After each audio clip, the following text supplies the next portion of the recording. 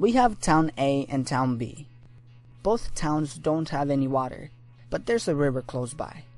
So John from Town A decides that he's gonna be the one to bring water into his town. So he grabs a few buckets and starts bringing all the water he can and begins selling it to the people in town, which are desperate for water, so they're willing to pay a good price. John starts spending all of his waking hours bringing water into town and selling it, so he starts making money. In Town B, Steve is determined that he's gonna be the one to bring water to his town. So he spends the next 6 months creating a funnel that can bring the water from the river directly to his house. He doesn't get paid for this, but after he's done, he starts selling the water to the people in town for a good price. But there's a twist in the story. John from Town A gets sick, so he can no longer bring water into the town. And since his income is dependent on his labor, he loses his income.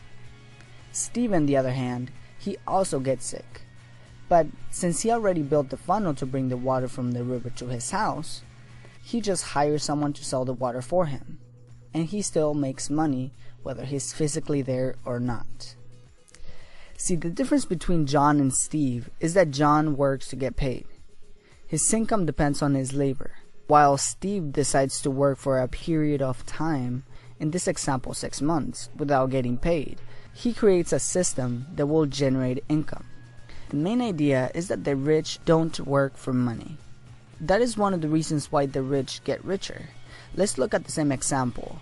Once Steve is done with his first funnel, he can go to Town A and build another one and even run John out of business. And then he can go to Town C and do it again, and then Town D and E, and on and on and on. And he will be generating income from all of these funnels. This is actually called an asset, which I explain in more detail in my other Rich Dad Poor Dad video.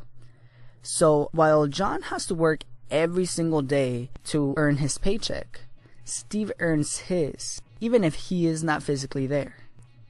So again, when most people work for money, the rich build systems to generate money for them.